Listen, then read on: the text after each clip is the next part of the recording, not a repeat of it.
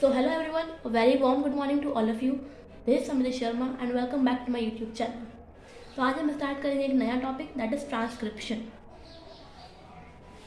इससे पहले अगर आपने रेप्लिकेशन वाला लेक्चर नहीं देखा है तो जाकर उसे देखें फटाफट. So let's start. What is transcription? Transcription formation of RNA from DNA template. Like हमने रेप्लिकेशन में क्या देखा था कि हम डीएनए के टेम्पलेट से डीएनए ही बना रहे थे. ट्रांसक्रिप्शन क्या होता है? डीएनए को टेम्पलेट को यूज करके RNA banana. That is what transcription.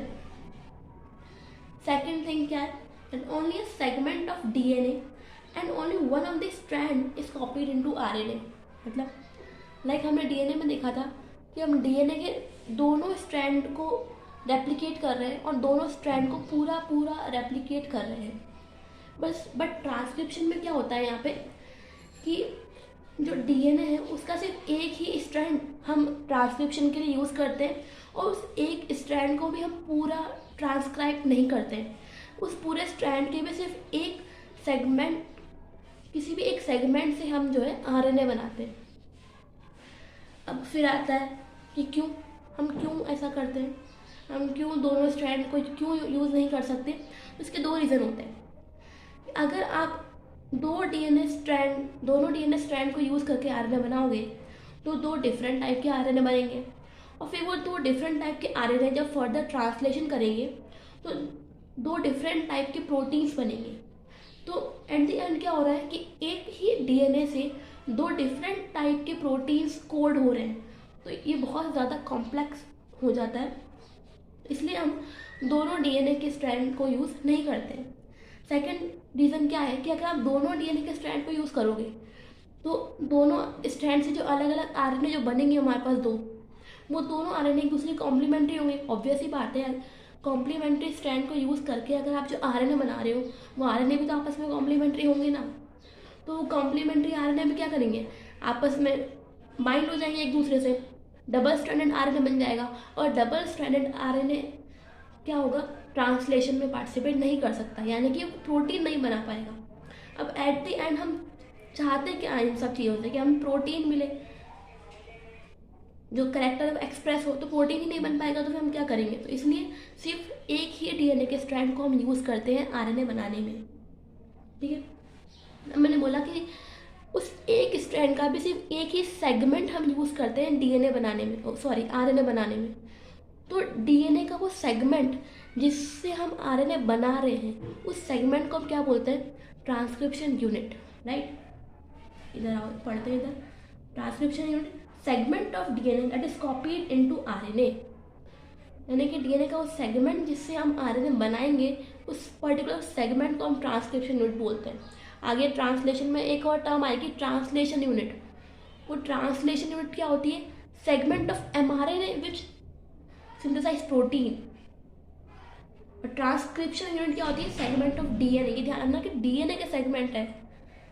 Confusion बहुत होगा एग्जाम में, ऑप्शन में आ जाएगा सेगमेंट ऑफ आरएनए, तो गलत हो जाएगा. Segment of DNA which is used to form RNA is called as transcription unit. अब उस ट्रांसक्रिप्शन यूनिट को भी हमने 3 रीजन में डिवाइड कर रखा है. कौन कौन से रीजन, एक प्रमोटर, एक स्ट्रक्चरल, एक टर्मिनेटर. राइट, अब मैंने ये बोला कि हम सिर्फ एक ही स्ट्रैंड को यूज़ करेंगे आरएनए बनाने के लिए. तो अब फिर क्वेश्चन आता है कौन से स्ट्रैंड को हम यूज़ करेंगे, 5:3 वाले को या 3:5 वाले को, या कोई से कोई भी हम मुँह उठा के यूज़ कर सकते हैं. तो उसमें भी हम स्पेसिफिक है कि 3:5 वाला जो स्ट्रैंड है हम उससे आरएनए बनाएंगे.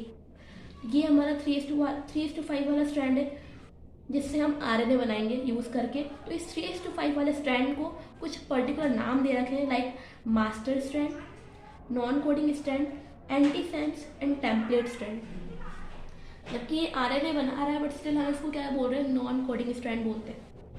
और टेम्पलेट स्ट्रैंड, क्योंकि इसी को यूज़ करके हम आरएनए बनाएंगे ना, तो ये टेम्पलेट स्ट्रैंड हो जाएगा.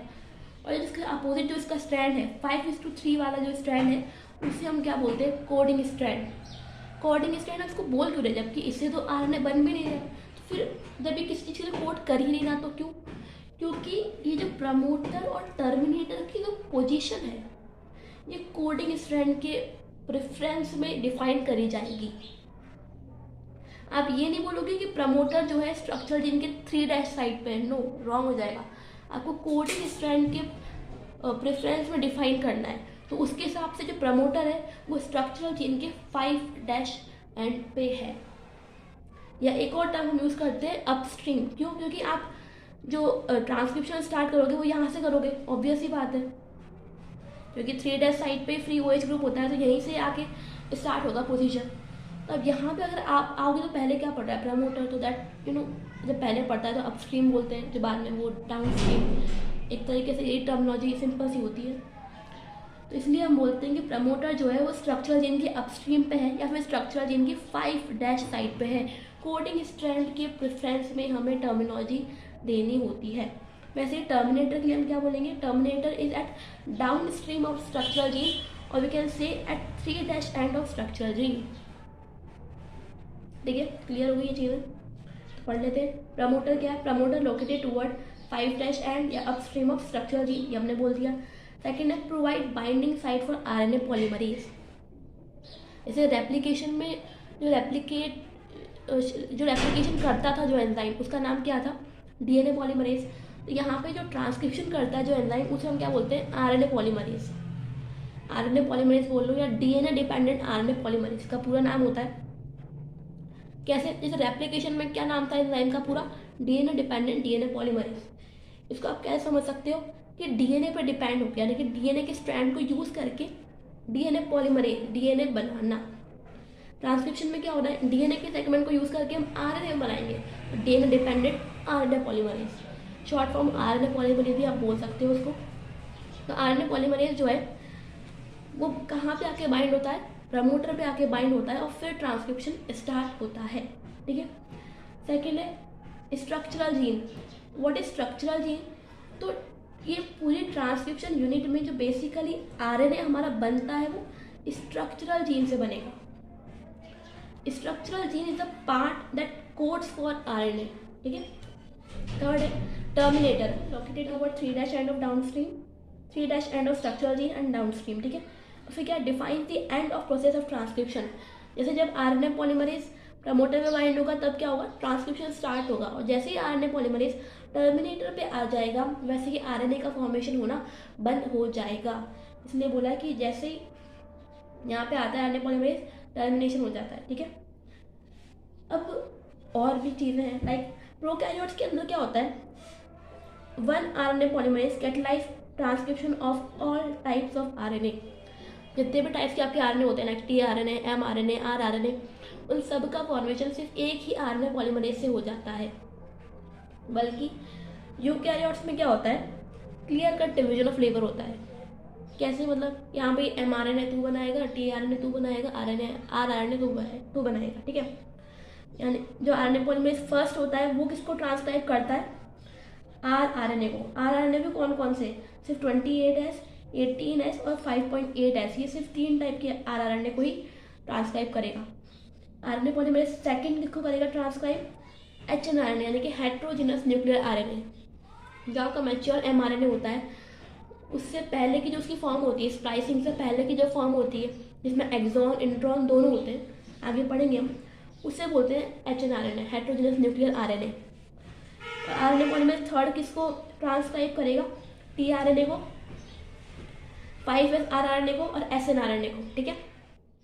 तो अब हम स्टार्ट करते हैं प्रोसेस ऑफ ट्रांसक्रिप्शन। तो first point, DNA dependent RNA polymerase catalyse polymerisation in 5:3 direction. हमने रेप्लिकेशन में पढ़ा था कि रेप्लिकेशन कौन सी डायरेक्शन में स्टार्ट होता है? 5:3 डायरेक्शन में स्टार्ट होता है।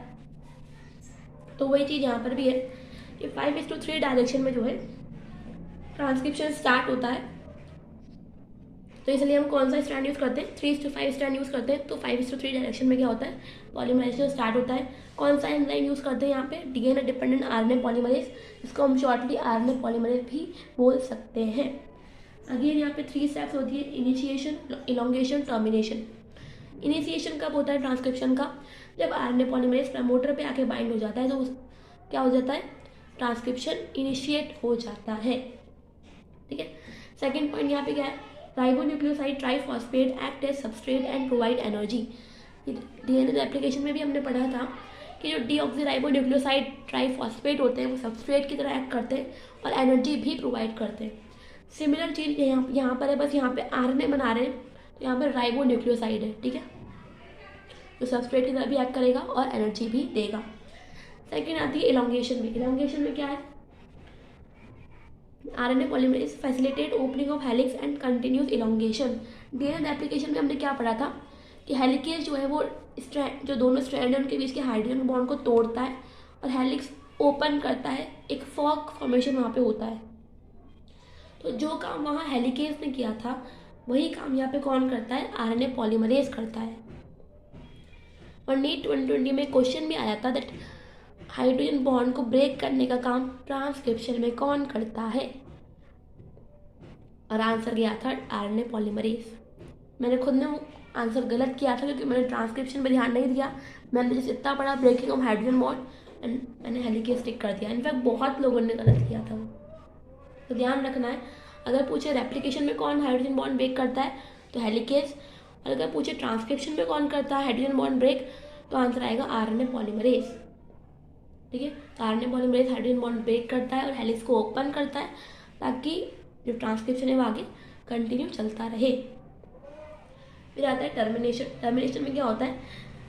When RNA polymerase enzyme reaches at terminator site it separate from DNA template. जब ये आरएनए पॉलीमरेज जो टर्मिनेटर रीजन में पहुंच जाता है तो अपने आप ही क्या होता है? ट्रांसक्रिप्शन बंद हो जाता है और आरएनए जो है डीएनए से सेपरेट हो जाता है, नीचे गिर जाता है, ठीक है।